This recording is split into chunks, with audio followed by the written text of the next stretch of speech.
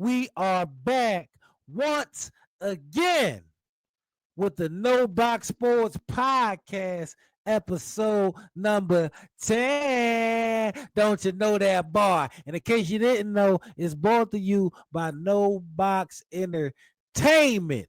And in case you didn't know that bar, I'm one of your hosts, Uncle Dud. And I'm the original CP3. That's the original CP3 down. You better not ever forget that bar. We back once again. We told y'all it's episode number 10, and we coming back to y'all right after a win, man. Right after a win. And I don't know how you feel, man. How you feeling after the win? I mean, I feel good. I don't know. I don't know. Look like you got some concerns. In case y'all didn't know, the Eagles did defeat the Green Bay Packers 2 days ago on Monday Night Football in the real snoozer. I mean, it was hard to stay up, man. It was a night game, a Monday night. This is not one of them commercials. This is not. But it was hard. It was hard, man, because people had to get up the next morning and they had work. And you sitting up watching a game that's not doing anything to keep you excited, to keep you interested, man. A lot of people was dozing off during this game. Did you survive the whole game?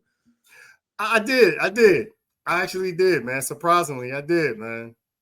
Oh man, you must have had to took a 5-hour energy or something, man. I ain't gonna lie. I did cheat though. I did take a nap prior, so there maybe that's why. There you go, right there. That's what if you ain't taking a nap, it was over with. You wasn't surviving this game. I don't think right. You did. Yeah. But in case y'all didn't know, we calling it a snoozer, man, because it was like a game with no action, man. The Eagles wound up beating the Green Bay Packers. If you didn't know, 10 to a whopping 7. Oh my goodness, 10-7. It was a struggle watching this game, man. And as y'all see right there, we did not score any points the first half. You see that? Both teams. It was 0-0 at halftime. That's kind of like unacceptable, man. So it wasn't much action.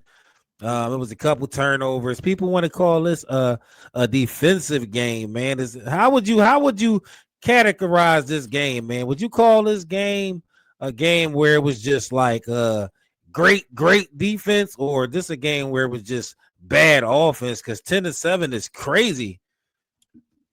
I mean, I had this conversation the night of the game. I feel like it's kind of both. But if I gotta pick, because so I don't be on the fence, if I gotta pick which one, I'm actually gonna say great defense. Great defense. Wow. I say great defense. Great defense. So the Eagles, the defense stood up, huh? I feel like that's maybe a half full kind of view, but yeah, I feel like the defense continued to make plays. Green Bay tried to do stuff, and the defense just found ways to make plays to shut it down. You know what I mean? Yeah. Any way you slice it, defense holding the team to 7 points is a great defensive outing. And if you look even closer, they didn't score till the fourth quarter. Exactly. You held a team to 0 points through 3 quarters, and this is not a team that people don't count as a contender. This is actually a team that people count as a contender in the Green Bay Packers. So that's not no small feat. So the defense actually did their things, man. What stood out to you about this defensive performance, though? I was going to say prime example of why that 7 points in the fourth quarter is so such a big deal is Green Bay actually had a chance to at least get a field goal, I think, in the first half.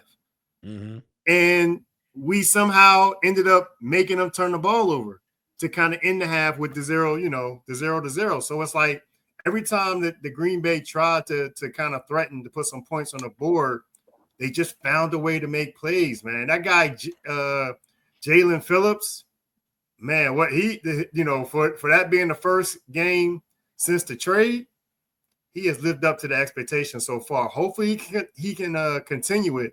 Jalean Phillips, man, how he looked very fast to the quarterback, very fast around, getting to the ball. Like he, the main knock on him I heard was injuries. And we talked about before, the main knock on him was injuries. But how he looked on the field, woo! It looked like it was a win trade. I mean, yes. I didn't verify this stat, but they talked about it on the radio this morning that this was the second highest pressure rate that Jordan Love faced this season. 10 games and 10 teams, we got the second highest pressure rate. I don't know if you want to take that with a grain of salt or not, but something was working last as far as getting to Jordan Love. So it is a good start for that defense. Nolan Smith being back. They threw the old guy in there, Graham, for a couple of snaps, couple charity snaps. So the defense played very well, man. I think Quinyon Ford through that early Nick injury he had. Made plays one-on-one all night. The cornerbacks wasn't so much as a liability. It was a weird game to watch, though, man. I don't know if I want to make this about our defense being that dominant, because it definitely was a weird game to watch. But I mean, great defensive performance, man. Some might actually, be venturing to say, like, are we reaching a point to where this defense is like the actual strength of the team? I don't know if it might be too early to tell, but honestly, based on all the other choices, I feel like yes. I feel like all the games we've played, if you look at it, yes, we ain't always down, but they've always found ways to make plays. Last year was rushing. It was Saquon and rushing. This year, it's the defense. It's got to be the defense. So the defense, you saying the defense is our tipping point in our team. Like when we get in these games, our running game ain't taking over like that. If our passing game ain't taking over like that, our defense is consistently showing up to the point to where we got to start looking at this like our best asset on this team. Right. That's crazy, man. To even think that you're saying that when we have 10 out of 11 starters came back this year from offense. We lost like 7 defensive players. So there's no reason we should be sitting here week 10 of the season saying the defense is the strength for the team when the defense not even where they're supposed to be yet. The offense, I think that's a bigger indication on how bad this offense is looking and how inconsistent this offense is looking. And mind you, this is off a bye week, man. It's off a bye week, so it's not really no excuse to not be sharp. It's not no excuse to not be on the same page execution-wise. And we went into the bye week winning, man. But the way this team looking and the way this offense looking, I mean, I don't know what's going on. Somebody say that the offense is actually still in the bye week. I don't even know if they came out the bye week, judging by that last performance, because when you look at our offensive weapons, man, Hurts, A.J. Brown, Devontae Smith, Dallas Goedert, all the running backs we got, the offensive line we got, although there's some shuffling going on, we still got a solid offensive line. There's no excuse for this offense to look like that, man. Why did they stay in the bye week this week? What's going on? I mean, I don't know. I don't know if it's the whole. I don't. That's a great question, man. I really don't, because I was going to say I don't know if it's the whole team offensively, because they did make some plays, but to your point, man, when Saquon made big plays, they stood up. They was great plays. Now when Saquon makes big plays, running the ball, it's a lot of times it's called back because it's a penalty. You know what I'm saying? Yeah, a lot of mental mistakes. So you got a lot of injuries with the offensive line. I mean, Lane Johnson has us a little nervous right now. He had to go out the game. Jalen Hurts still seems to, like you just showing up there, 183 yards, 15-26 passing, 26 attempts. You can't do a better percentage than that. And AJ just continues to not be able. They continue to not find ways to get. I mean, look, AJ ain't get the ball. Look, Devontae had 4 catches and he the receiving yard leader. Well, let's go see what AJ had. AJ surely had to have something, right? He did. He had a catch. Wow. Too. He had 2 catches for 13 yards and 6. That can't be AJ Brown. That's not the Pro Bowl receiver AJ Brown on our team. It is. It actually is. He not getting the ball, man. You see Devontae. To me, Devontae eats consistently. Devontae been eating consistently all season. He been having more yard totals and a better touchdown rate than AJ. So he don't have really the same blues AJ have. Mm-hmm. AJ seems to be the guy that gets left out of the equation, most frequently with this offense. And sometimes it's unexplainable, but however explainable or unexplainable it is, we were blessed with another episode. I think this is season 2, episode 4 of the AJ Brown saga, man. Did you watch? Did you see what's going on in the saga, the latest episode? You see the 2 catches and 13 yards right there. I mean, I did. And unfortunately, now, I definitely saw that. I was wondering, if we were going to get, I have him on my fantasy team. Mm-hmm. So, I was not happy with that game. Couldn't have been. I have him on my fantasy team, and it's like, not that I think the league was so big, I probably wouldn't have came back anyway, but I still could have had way better showing than just 2 catches for 13 yards. That was crazy. And then on top of that, now he's actually giving me fantasy advice, and everybody else I has him saying that, yo, if you got me on your fantasy team, trade me. Like, that's for y'all that don't know, AJ Brown was on basically he was on the streamer live stream. Mm-hmm. I think the bull Rondo from that likes the Washington Redskins developed a relationship with AJ, and AJ came on the stream last night, and he basically asked AJ how he was doing. Like, no, really, bro, how you doing? How the family doing? Like, and AJ Brown was like, man, the family good, but outside of that, nah, it ain't good. You see it.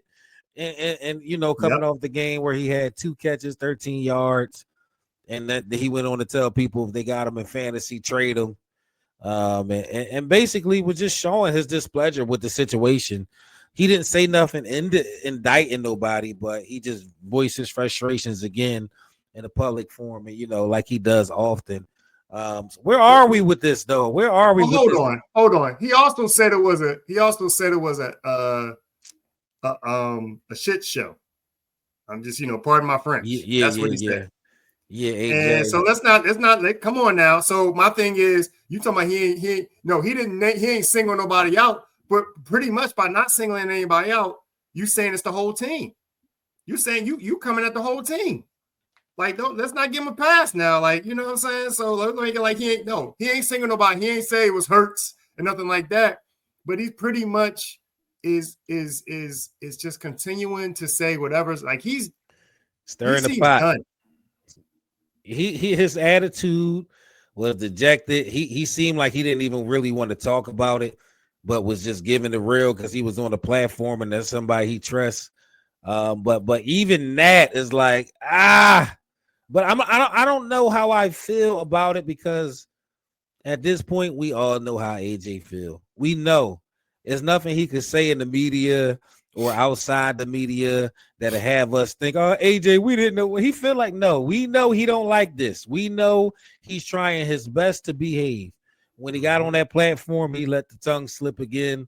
And he got a habit of doing that. And it does cause controversy. But I'm not necessarily as upset with the clip like a lot of people may be, because it's automatic news. That's news here, season 2, episode 4. If you don't want these episodes open, AJ, I advise you to just start passing on questions like these. But until you do, we're going to talk about it. But I feel his frustration because I'm tired of watching this offense. I honestly am.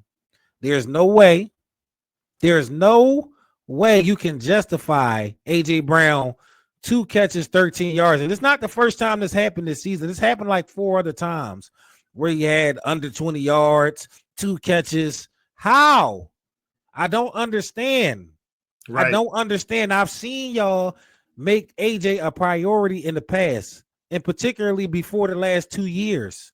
Now, I understand we don't got the same team, but there's no stat sheet I should look at and see your Pro Bowl receiver that's capable of being the top 3 to 5 receiver in the league come out a game with 2 receptions. That's malpractice. Right.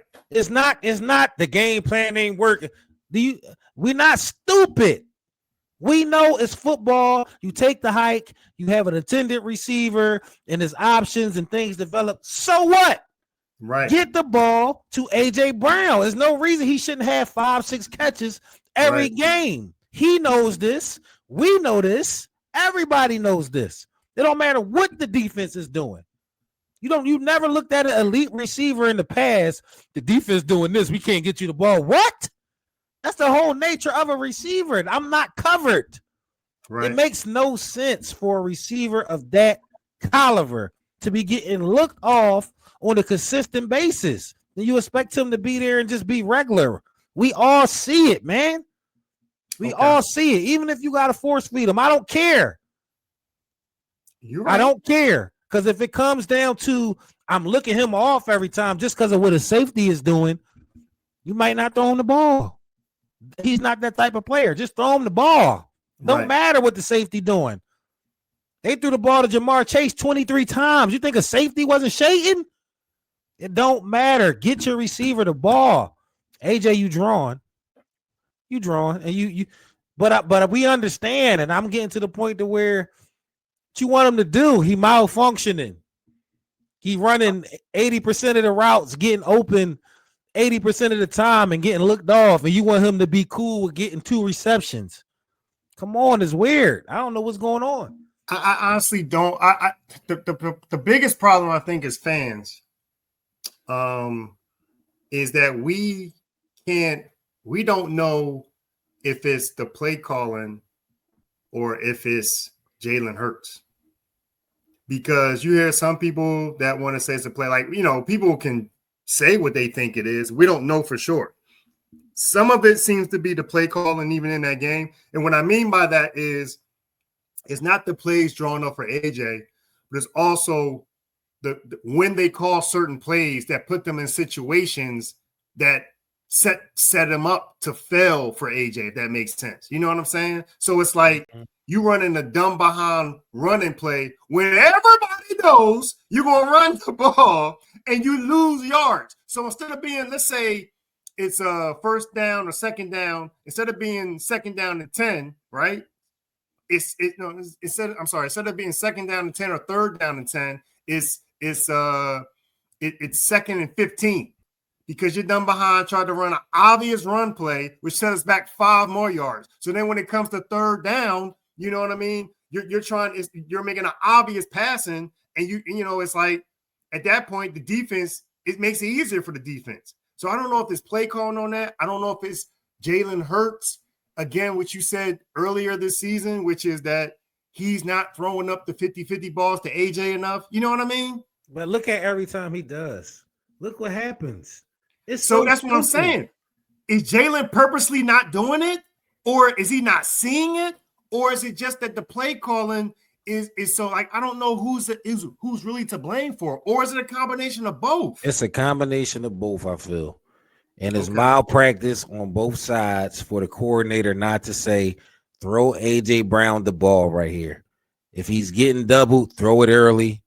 If the route got to develop and you hold it, stare him down the run. It's that simple. And the coordinator shouldn't have to tell you that as a quarterback. You a point guard on the field. That's like a point guard having to get told his scorer need the ball. It makes no sense at this point. It's nothing to justify. We need to stop coming out playing safe. Throw the fucking ball to AJ. I'm not trying to hear it no more. Throw the ball to him. Because every time you do, look what happened. He embarrassing somebody on the boundary. Look what you did versus the Vikings. The game plan allowed. No, you just threw it to him. That last 4th down where you audibled. You can do that. You can't say you can do it sometime and then don't do it the rest of the time. Right. You know your receiver been running around for 2 quarters without the ball. Get him the damn ball. That's Jalen Hurts. It's Patula too for not making it known, but I'm tired of the excuses. How many games we gonna come out and see our best receiver? I don't want to say best receiver. Our top 2 receivers are undeniable monster. Because I don't want to disrespect Smitty. Smitty, that guy too. But this is malpractice, man. It's malpractice. And I don't know what they're trying to do, whether they're trying to freeze him out. What it's about is weird, and it's getting weird. Yeah, I was going to say, I just had to look at the Giants game. I was going to say that was the game AJ wasn't in. Because I was going to say one thing about AJ is that him being covered is opening it up for Devontae. But to what I think you said earlier, Devontae ate when AJ wasn't playing. So that throws out the window. It's not that. It really is what you're saying. They're not figuring out how to get it to AJ. Jalean Devontae had 6 catches for 84 yards in that Giants game. There was no AJ. Yeah. Jalean is deciding he's going to Devontae some plays. He doesn't do that with AJ. He doesn't. It seems like he doesn't do that with AJ. When he decide Devontae is going to get fed regardless. He always end up with 4 to 7 receptions. He might mess around, get a touchdown. He always get at least 1 bomb shot per game, 2 bomb shots. AJ might not get a bomb look the whole game. It's malpractice, bro. It's nothing. What can we say at this point? Fans aren't dumb. We know we don't know the game plan. We know defenses and coverages do the same thing. So what? When that ever stop Randy Moss from getting the ball? When that ever stop T.O. from getting the ball? When that stop Jamal Chase from getting the ball? When do that stop Jefferson from getting the ball? Stop it. Give him the ball. At this point, I ain't even mad at him because to me, he behaving for AJ. AJ want to do way more than that. We know this. We done seen this man try to cope with this in every which way. We done seen it. Receivers are real divas. They want the ball. He cares deeply. You don't want to run out there, put your all into it, and get looked at 2 times when you know you should get the ball 10 times based on the routes you running. Come on, I don't know who they think going to sit there and keep standing for that week after week after week. I'm not going to let them make AJ the bad guy because there's no way Goddard can get 6 receptions. Smith can get 8 receptions. You can give whoever. AJ need at least 5 receptions a game, and I'm being generous with 5. And I want 10 targets a game, to be honest. I mean, at the end of the day, it's about how many targets because the guy has to catch the ball. So it's not like they not targeting him. Yes, they need to target him more. So like you saying, he needs to at least have 10 targets a game. What he does with those targets is what is up to him. Like the catches, like you can't force a guy to catch the ball. You can't force a quarterback to put it where it can be caught either. Right. Because a lot of them targets is bullshit passes that he can't catch. Like, so let's just be honest. We talking about actual catches that AJ can catch. He's catching the overwhelming majority of them because he know they're not coming his way like that. That's fair. He not even letting the 50-50 balls be 50-50 no more. He's literally going to get those because that might be his only chance he get to eat. Whatever they doing with AJ Brown is weird. And we see it. Don't think we don't. We on to y'all. We on to y'all. Maybe it'll get cleaned up. I don't know. We'll see. We might have to score versus the Lions. Definitely gonna have to score more than 10. I'll tell you that much. But you know, that's whoever bet the under on Monday night, man. You know the under had the money coming in. That's why they went that. But we ain't gonna talk about the FanDuel because FanDuel's a coach too. That's what I heard. But we're going to go ahead and look around the league. And this is a special edition of looking around the league, you know, because we got a lot of good things that's happening, man. We got a lot of good things. And right now, when we look around the league, we just so happen to see the Eagles sitting at the top of it, man, all at the tippy top by themselves, man. How does it feel to see your Philadelphia Eagles sitting at the top of the NFC right now? I mean, it feels great, especially all things considered. You know what I mean? Like this game, regardless of how you feel about it, whether we talked about it being a snooze fest, you know, and stuff like that, they won the game. If you got to win dirty and ugly, they do that. They got to grind it, they do that. You know what I'm saying? If they got to put up a lot of points, they do that too. Like, you know, for whatever you say about Jalen Hurts, he does, for the most part so far this season, find ways to win the game. He really does. Like, he does find ways to win the game. So it's like, you know, we're at the top. We got, you know, it's really tough right now. We said that we needed to win both these games to kind of give us some space because, you know, right now you got the Lions 6-3. We 7-2. We beat them, then, you know, really get a cushion with those top teams. So We definitely got to keep stacking. In this game coming up, man. Yeah. Detroit Lions, Sunday Night Football, 2 back-to-back primetime battles with the NFC North. We took down one of them, and it's gonna be a high-scoring contest, man. To remind you, it's not the same Lions as last year as far as the offense's efficiency, but they still 6-3, still one of the most elite teams all around. And it's gonna be a good measuring stick, you know, if we can somehow beat them 2 and go 2-0 in those games. You know, then we're well ahead of our schedule predictions. But we at the top right now, man. But just keeping an eye on our competition, man. What team worries you the most out this top 8 that we're looking at right now? Well, is Mike Evans coming back? Because to be honest with you, the Bucks, the Rams, and even the Seahawks kind of scare me. Wow. They kind of scare me.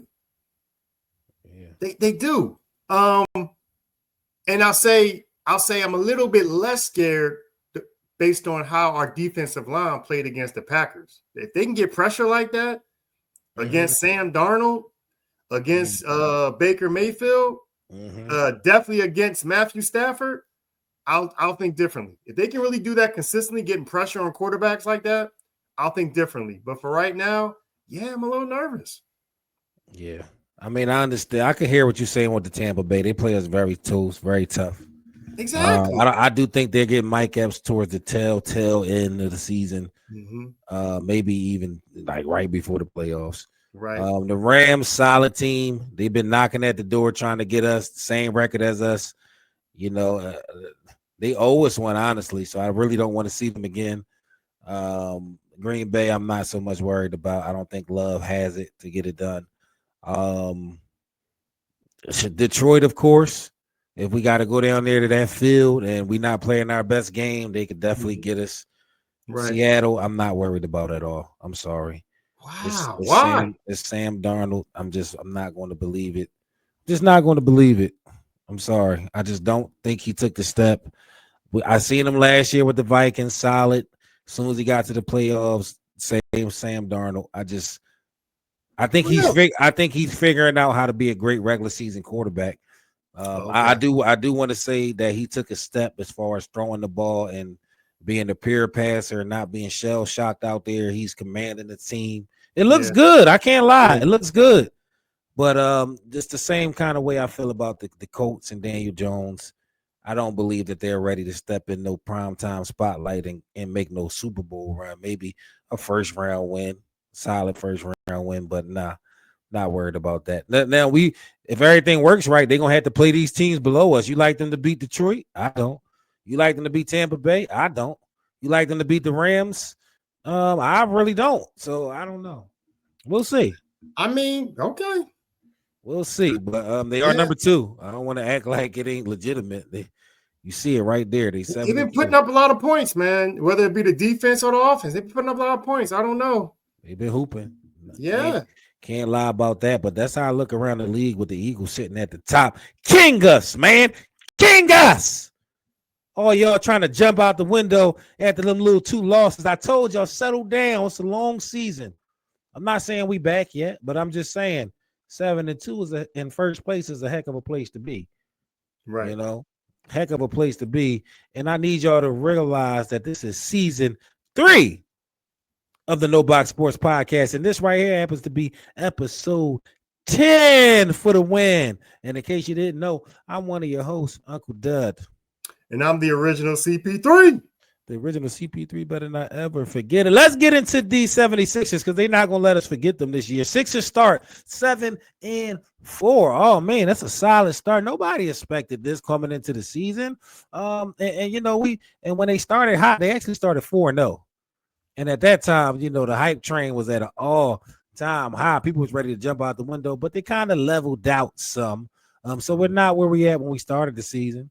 We're not where we at 4 games in.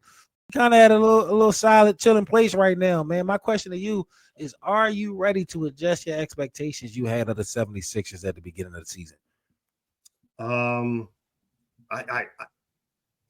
did. I am. I think I agree with one of the statements that you said the last time we talked about them which is this is Maxi's team.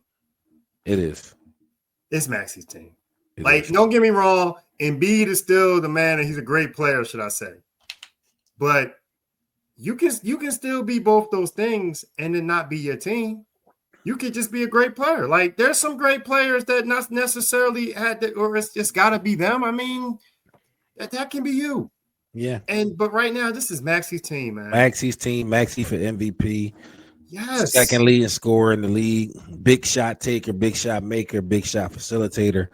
Really stepped his game up this year. 76-7-4, man. Where we going, to championship or what? I mean, they put so in that game. What was that? Not the game over the weekend. The first time they wore the black jerseys. The Pistons. They compared. Was that the Pistons game? Whatever game it was. They compared to the AI. They compared Maxi's start and points and stuff with AI and stuff like that. And that was the Raptors game. All right, okay. And they compared the numbers and stuff like that. And I mean, they were very comparable. In some things, Maxi was looking better. I think in some stuff, I think it was assist and 3-pointers. And so it's like, okay, like we having a start. We're not doing a 10-1 or 10-0 run like the Sixers, like that Sixers team did. Yeah. But we are led by a small guard. Some would say undersized guard. Fearless guard, small guard. So, I mean, I'm just saying, I know you don't want me to, but I'm just saying, Maxi and Edgecombe. Stop. No, but no, what you were saying though. But all serious, Maxi's team and this team actually, in some ways, is a better supporting cast than what AI had to deal with. We got some better, way better. That's not. It's easy to throw a graphic up on the screen. I seen it too, and it's cool to look at. Both short with braids, but Allen Iverson never had Edgecombe. Allen Iverson never had even a Oubre. Allen Iverson never had a Joel Embiid. Allen Iverson never had. Well, Paul George ain't play yet, but this type of team together that can multiple players can score 20, that wasn't happening with AI. Somebody else having a good game with AI looked at like 17, 18 points. That was like the number 2 option. AI was carrying it and literally was the one. Maxi got options and options that didn't even play and options that didn't even start to come into their own yet. And points are at a premium in today's game. 30 back then was equivalent to like 40 something now. People wasn't just scoring 30 or averaging 30. You see that all the time in this league. Points are getting ran up. It was a different type of league, more physical. So the graphic is cool. He's averaging a few more points than AI, but the level of difficulty and the context matters. So slow down with that comparison. I got a question. The starter for 2001 Sixers was AI and who? Eric Snow. Eric Snow. All right. And the starters for this team, this 25-26 Sixers team is Maxi and who? I don't know. You tell me. So what you talking about? I think it's Edgecombe. You talking about Edgecombe? So I feel like what you just said, it sounded like you just went to a discussion that we had off, which is that it sounds like you agree with me that Maxi Edgecombe is a better backcourt than Eric Snow and AI. Nobody ever called Eric Snow or Eric Grow and Allen Iverson a duo. Nobody ever called them a duo ever. There was nothing dualistic about that. It was AI with his game managing point guard. That wasn't no duo. So it's not fair to do. It's kind of disrespectful, but I don't want to compare Eric Snow to nobody. He's just one of them pieces that just was there. All I heard is better backcourt, Maxi and Edgecombe. That's all I heard. So, it's so my point is we should be encouraged that the 2001 team with that backcourt did what they did, and we got a better backcourt with a better center. We should do it. We got a better everything. I'm actually starting to believe. My expectations. Wow. My expectations is third round against the Knicks. Wow, optimistic CP3 is carrying over to the 76ers. Do you see this? I don't know, man. We might have to start a VJ Edgecombe counter. We got the Quinyon counter. We might have to start an Edgecombe counter. I don't know. That seems like that's he's bringing you back to the Sixers lately.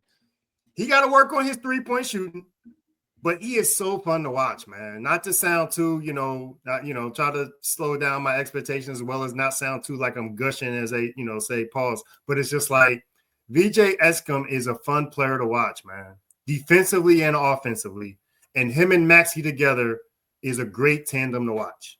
Way better than watching Eric Snow and AI together as a backcourt. That's not fair to AI giving him Eric Snow in that convo, but this is the last game for the Sixers. In case y'all didn't watch it, this was last night. We beat the Celtics. Embiid did not play. It was a great game. You see Brown 24, Derek White 18. We go to the Sixers. This nobody's jerseys were affected by any Beijing. No, he didn't have any Beijing and run plays. You see our guy Wofford out here. He's getting a lot of playing time. They like this kid, man, Wofford. They give him a lot of responsibility is what I'm noticing. Mm-hmm. They like him scoring and handling the ball. Like he got a lot of freedom in his offense. And then you see Oubre been playing very well this year because he's been playing consistent minutes. And I think that's all he want to do is play. Yeah, he's able to play. He's balling. Maxey, a low point scoring game, but 21, 9 assists. Pay attention to that. Edgecombe, your guy. Very Eric Snow type of stat line. Eric Snow probably had. You're right, though. That was an Eric Snow stat line. Go ahead. Yeah, Eric Snow would have had more assists, probably maybe 5 assists. Yes. And go all the way down here. We got to show this guy some love. Justin Edwards, the Philly product, the Impotech product, man. 2 state championships in Philadelphia. Went to Kentucky. Came out his first year, worked hard, wasn't a high draft pick, stock kind of dropped, hitting into the draft after his freshman year, but he still came out, man. And, yesterday you seen that work pay off in his second year. Very consistent, decisive shot, the confidence to take him. And you seen Maxey feeding them consistently, man. And he actually was the leading scorer yesterday. So shout out to Justin Edwards doing it downtown in South Philly, man. The Philly product. That's like literally a dream.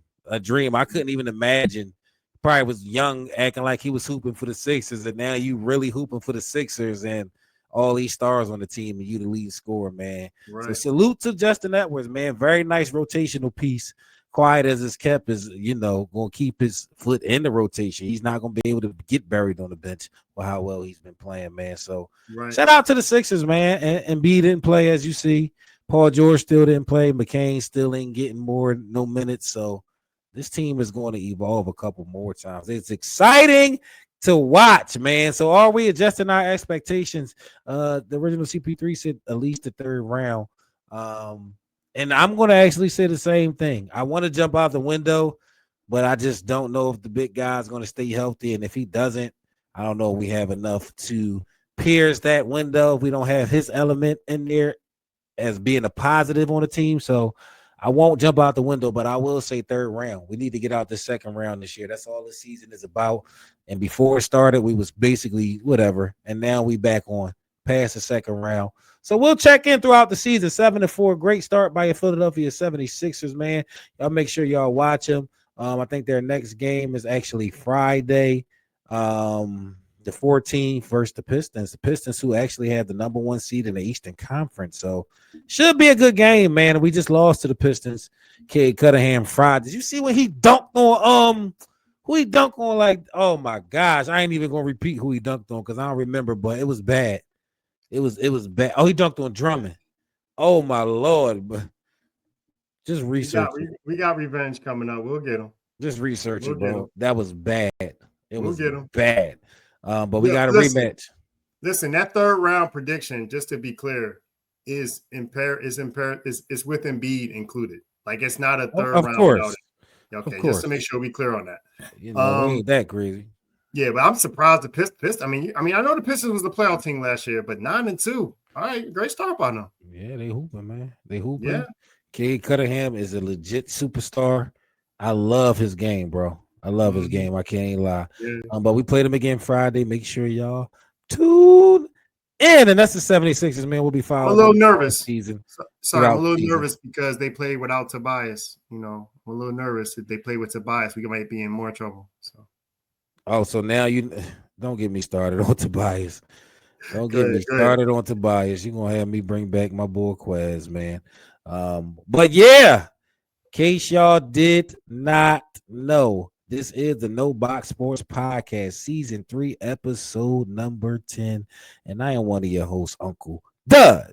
And I'm the original CP3. The original CP3, you better not ever forget it. And we are going into this next big game, the second in a row primetime game, the Prime Shine game, the NFC battle with two of the Titans in the NFC. Your Philadelphia Eagles versus Detroit Pistons on this Sunday night football, man. We about to get all up and do it, man. We finally get the Detroit Lions.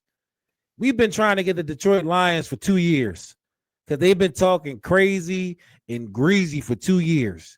They've been saying they would have beat us that year that we went to the Super Bowl. And what year was that? The year we came off the Super Bowl and then we crumbled at the end. They was talking crazy that season. 23, I think. Yeah, 23. Yeah, them along with the Niners, they was talking crazy. But we never played the Lions since then. We never played them. So this is going to be our first time matching them. We've been one of the top teams in the conference for the last 3 years. So I'm looking forward to matching these playing styles because it's been like low-key smoke in the air for a minute. They've been calling the Saw, the Bull Maddox over there saying we won't practice and all that. There's smoke on sight this Sunday night, man. How you feeling about this game? Detroit Lions coming into Philadelphia. What got to happen for the Eagles to win this game? First of all, Eagles gonna win. Second, I think they got to show that defensive pressure they showed against the Packers, the defensive line pressure, and I think they can do it. I think if Goff can get pressured, he can get rattled. And he won't be able to get to his weapons. The problem is he got a lot of weapons, but he got to be able to get that ball off. And he ain't that. He can move a little bit, but not really. And so if we collapse that pocket and put him in a situation like we did with Love, where Love tried to step up and we got somebody hitting him, or you know what I mean, you try to scramble out, we got somebody like you got to put that pressure on. Put that pressure on Goff. Put the pressure on Golf, man. It's gonna be a great time down there at the lake. It's a Sunday night game, so people gonna be nice and funky hitting into that late night game, man. The lake gonna be on fire. I hope they wear the decent jerseys, man. It's about to be a movie out here. I cannot wait to see this game. In order to win this game, I'm gonna say the obvious thing: throw AJ the ball. Throw AJ Brown the ball. AJ Brown gotta have close to 100 yards for us to win this game. We're gonna have to shoot it out. Yes, we're going to have to shoot it out. It's the Detroit Lions. They do too many things offensively that can catch our defense slipping, and I know they're going to sting us for probably 2 big plays. We're going to have to score this game. So if A.J. Brown is not involved this game, we're going to take the L, and we're going to have the same record to the Detroit Lions after the game is over. Throw the guy the ball. I like a lot of what you just said. So that means that I need to hold on to him for my fantasy team. That's what I'm hearing. Got it. I like that. We don't talk about fantasy football on this show. I like that. This is a real life show. We don't talk about fantasy. We don't even care about fantasy on this show at all. AJ Brown, in real life, you got to hoop for the Eagles to win. Yes. For the Eagles for me. Yes. And defense. Y'all can't be leaking. Y'all gotta stand up in some type of way. I'm not saying like y'all did versus the Packers, but don't be one of them defenses that just can't stop nobody this Sunday. We're gonna need a couple timely stops. So that means we're gonna need some pressure, and we're gonna need our D-backs to make some plays. So defense, just don't disappear after being the most present in class. Don't take a day off, Show up still. No, I'm not worried about them. I think that Giants loss woke up our defense. Let's go. We ain't playing around. Let's get it. Black Pride is black fitted. So let's get right into it. Who gonna win it? Who gonna do it? Let's go ahead and give them the predictions, man. This Sunday, man, who winning this game? I think you already told them, but tell them again: the Philadelphia Eagles versus Detroit Lions. Eagles 17-10. Stop it. 2 in a row, 17-10. Are you serious? No. We lost 10. We won 10-7. I'm gonna give the Lions. I'm gonna give the Lions 3 more points. So 10, another low scoring game. Wow. Okay. I think the same outcome will come. The Eagles will win. But the score, please, God, let this be the score. 28-24. Let some points be scored. I cannot do this. And that's the official prediction. 28-24, your Philadelphia Eagles win and go to 8-2, 10 games in the season. And it's a lovely day in Philly. Guess what? I'm going to be down there at the lake. So if you see me, holler at me, throw a dollar at me. Okay. You know, and in the meantime, in between time, I need y'all to go on YouTube. Watch the episodes back. Make sure you up to date and you know what we're doing, man. You watching, you should have commented already. You should have liked. You should already be subscribed. If you're not, I mean, show love and hype us up, man. I don't know what that means, but hype us up. Whatever that means for you, you want to start beating on the table. But after you done press the button, man, y'all make sure y'all tap in with us. We appreciate y'all to the core. Oh, that's why we keep coming in front of this camera, giving y'all more. And we want to let y'all know all of this is brought to you by No Box Entertainment. And this is the No Box Sports Podcast, episode number 10. I feel like it was a win. And in case y'all didn't know, I'm going to say it again. I'm your host, nice. Uncle Dud. And I'm the original CP3. That's the original CP3, and you better not ever forget it. That's right. And for here, we're going to say this episode is finished. We're going to holler at y'all, throw a dollar at y'all. Peace.